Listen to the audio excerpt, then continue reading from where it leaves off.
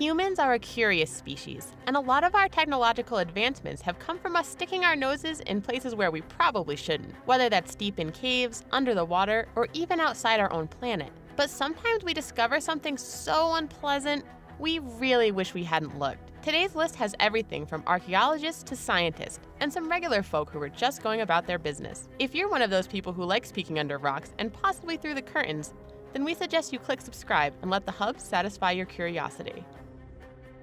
The Screaming Mummy.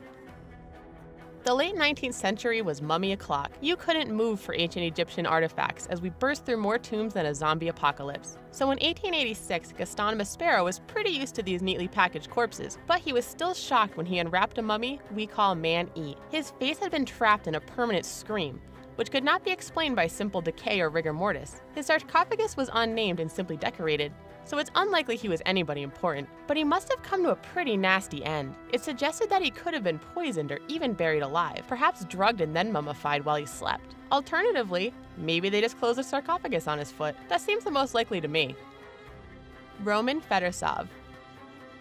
Roman Fedorsov is a Russian deep-sea fisherman from Murmansk, which is right up at the northwest tip next to Finland. From the cold, dark waters of the Barents Sea, which leads to the Arctic Ocean, he pulls up some of the most horrifying creatures you will ever set your eyes on. If you glance at his Twitter feed, you'd think he was either a movie special effects expert or some kind of evil wizard, as there's endless shots of the disgusting alien monsters that he's just casually holding in his hands. The most surprising thing is the variety of different shapes and features. Some have huge pale eyes, others are black all over like he's pulled them out of an oil bath. Did someone order fish and chips?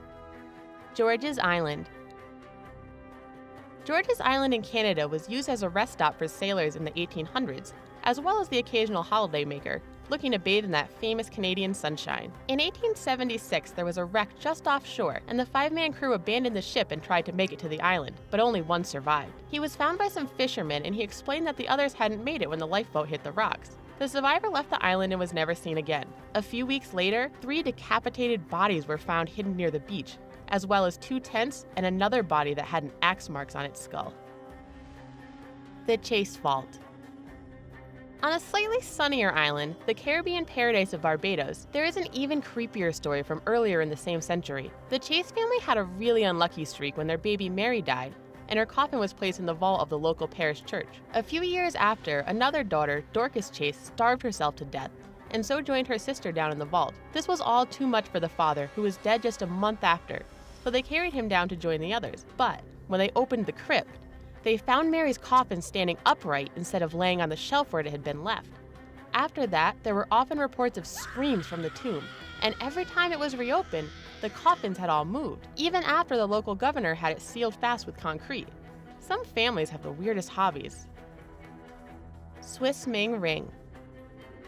In 2008, an ancient tomb was opened that had been sealed around 400 years before during the Ming Dynasty. It was mostly full of your usual Ming things, but when they pulled out one coffin, something came loose and what looked like a ring fell out and bounced around. On closer inspection, it turned out to be a tiny gold watch with the word Swiss allegedly engraved on the back. It left a lot of unanswered questions, because unless there was a Swiss time traveler involved in sealing the tomb all those years ago, how had it gotten into the sealed tomb?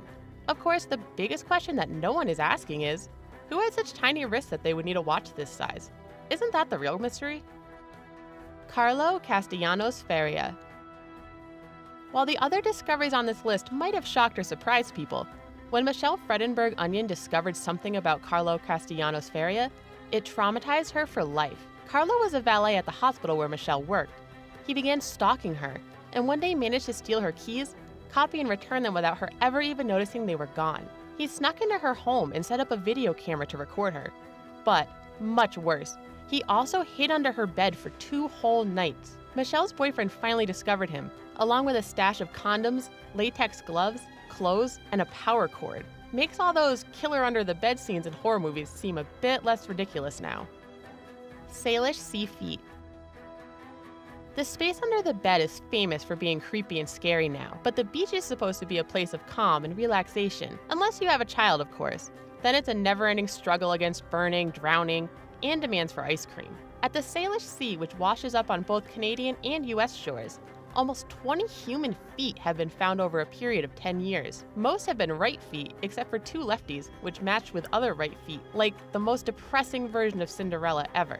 The causes are not all the same, since a few are from local suicides, but others washed all the way over from the 2004 Asian tsunami. Nova Scotia Massacre. Another Canadian beach now, this time in Nova Scotia. In late 2016, the sands were flooded with every kind of sea creature imaginable. There were seal and starfish, lobsters and herrings, and unless a hungry seagull found a genie in a bottle, we're still unclear on what the cause for this marine genocide was.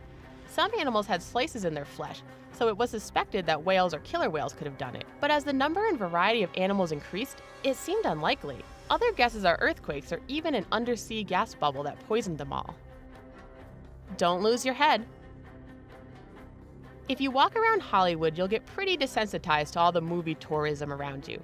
Terminators line the streets, classic soundtracks blare out of the cafes, and decapitated heads fill the local bushes. Okay, the last one is weird, but Lauren Kornberg did think she'd found a prop when her dog pulled it out from a bush near the Hollywood sign. But really, the head used to be attached to 66-year-old Hervey Medellin. The subsequent investigation went cold for 2 years, until Gabriel Campos Martinez, Medellin's former boyfriend and roommate, was arrested in Texas and charged with murder. He had strangled Medellin, sawed him into pieces, and refrigerated them until he buried them. The icing on the cake was finding a search on his laptop reading, "Butcher a human carcass for human consumption." So don't eat that cake.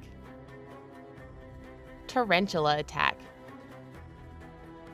Quick warning, this one is about spiders, so some of you may want to arachnope past this bit. As if the little devil spawn aren't bad enough with their excess of limbs and sticky butt rope, a newly discovered Caribbean tarantula is even scarier. The Cancumo marquez, named after Nobel Prize winner Gabriel Garcia Marquez, is covered in the most aggressive kinds of hair. Each one has a barb at the end so it gets stuck in your skin or eye, and the sides of the hair are serrated like a knife.